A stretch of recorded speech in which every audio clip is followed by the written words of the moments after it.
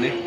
YCP నాయకులు అంజాద్ బాషా గారు పవన్ కళ్యాణ్ గారి గురించి ఏదో వ్యంగ్యంగా మాట్లాడారండి. దాని గురించి మీరు ఏం సమాధానం ఇస్తున్నారు? ఈ మన అంజాద్ బాషా కడప మాజీ ఎమ్మెల్యే అవునండి. ఏమన్నారండి? అదే పవన్ కళ్యాణ్ గారు హెలికాప్టర్లో చక్కర్లు కొడుతున్నారు, పైన తిరుగుతున్నారు, సుగాలు ప్రతీకేసి గురించి ఏం పట్టించుకోవట్లేదు, ప్రశ్నిస్తా అన్నాడు, ఎక్కడ వెళ్ళాడు, ఇట్లా ఏదో కొన్ని మాట్లాడారు కదండి. ఆయన ఫ్రస్ట్రేషన్లో బాగా మాట్లాడుతున్నారు. ఆయనకు ప్రస్తుతం ఫ్రస్ట్రేషన్ పీరియడ్లో ఉన్నాడు ఆయన. ఎందుకంటే గతంలో ఆయన రాష్ట్రానికి ఉప ముఖ్యమంత్రిగా చేశారు మరియు మంత్రి. ఆ విషయం కడప నియోజకవర్గంలో చాలామంది తెలియకపోవచ్చు, పక్క నియోజకవర్గాలకు అసలు తెలియదు, పక్క జిల్లాలకు ఏం తెలియదు. ఆయన ఉప ముఖ్యమంత్రిగా ఉన్నాడు. ఇప్పుడు మా పవన్ కళ్యాణ్ గారు ఉప ముఖ్యమంత్రి పవన్ కళ్యాణ్ గారు అనే ఇప్పటి నుంచి ఉప ముఖ్యమంత్రి అనే పదవికి వన్నే వచ్చింది. ముందు కూడా ఉప ముఖ్యమంత్రి చాలామంది ఉన్నారు. మరి అది ఎట్లుందో ఈ అంజాద్ బాషా గారిని చూసి మనం తెలుసుకోవచ్చు. ఈ అంజాద్ బాషా గారు ప్రస్తుతం ఉన్న ఫ్రస్ట్రేషన్ ఎలాంటిదంటే, ఆయన ఒక ఉప ముఖ్యమంత్రిగా చేసినాక రాష్ట్రానికి తర్వాత జగన్మోహన్ రెడ్డి గారు వాళ్ళ పార్టీ నాయకులు ఆయన మీద ఎంత నమ్మకం ఉన్నారంటే, ఎన్నికల సమయంలో అంజాద్ బాషా గారిని చూసి కాదు నన్ను చూసి ఓటు అని జగన్మోహన్ రెడ్డి గారు చెప్పారు. అంటే అంజాద్ బాషా గారిని చూసి ఓటు వేయరని ఆయన క్లియర్గా అర్థమైంది. తర్వాత ఆయన్ని ఇది డివిజన్ ఇన్ఛార్జా కడప నగర అధ్యక్షులు చేసినారు.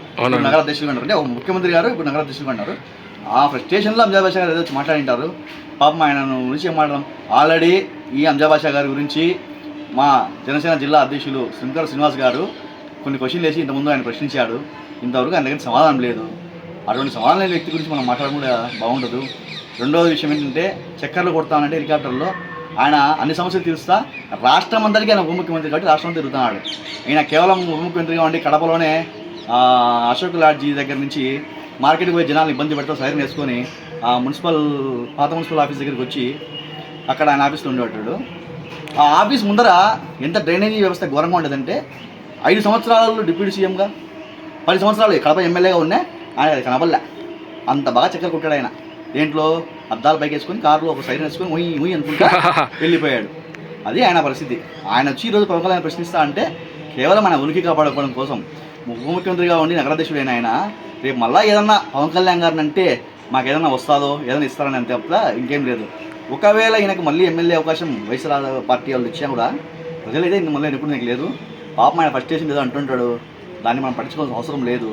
ముఖ్యంగా అంజాద్ బాషా గురించి అసలు పట్టించుకోవాల్సిన అవసరం లేదు. పూర్తిగా ఆయన పార్టీ వల్లే ఆయన ఎలా పెట్టారు ఇప్పుడు మీకు అర్థమవుతుంది. ఉప ముఖ్యమంత్రిగా ఉన్న వ్యక్తి పొద్దు ఎలా ఉన్నాడో తెలుస్తుంది. ఆ ఫ్రస్ట్రేషన్లో ఆయన పవన్ కళ్యాణ్ గారి జరుగు రావచ్చు, చెక్కలు కొట్టినాడు, పట్టించుకోవడం లేదు. సుగాలి ప్రతికేసి ఆల్రెడీ సిబిఐకి వెళ్ళిపోయింది. అది తెలియదు అనుకుంటా ఆయనకు. చెప్పండి. ఇంకా అంజాద్ బాషా గారు, మీరు ముందు మా జిల్లా అధ్యక్షుల వారు జరిగిన క్వశ్చన్లకు ఆన్సర్ చెప్పండి. అవి పక్కన పెట్టేసి మీరు ఎందుకంటే పవన్ కళ్యాణ్ రేంజ్కు మీరు మాట్లాడతారు.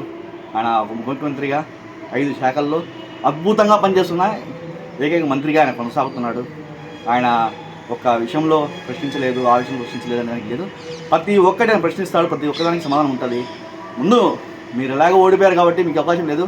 మీ పార్టీలో కలిసిన 11 మందిని ముందు అసెంబ్లీకి వెళ్ళమనండి. అక్కడ ఏం జరిగిందో చూసి ఆ తర్వాత వచ్చి మాట్లాడమండి. మేము ప్రశ్నిస్తాడు, మిమ్మల్ని ప్రశ్నిస్తాడు, అన్నీ అవుతాయి. కాకపోతే మీరు పాపం ఫ్రస్ట్రేషన్ ఉన్నారు కాబట్టి మిమ్మల్ని మేము ఏమని తెలుసుకోలే. మీరు వీలైతే మా జిల్లా అధ్యక్షుల వారికి సమాధానం చెప్పండి. అంజాద్ బాషా గారు నమస్కారం అండి. ఓకే విశ్వనాథ్ గారు, థ్యాంక్స్ అండి. థ్యాంక్ యూ అండి.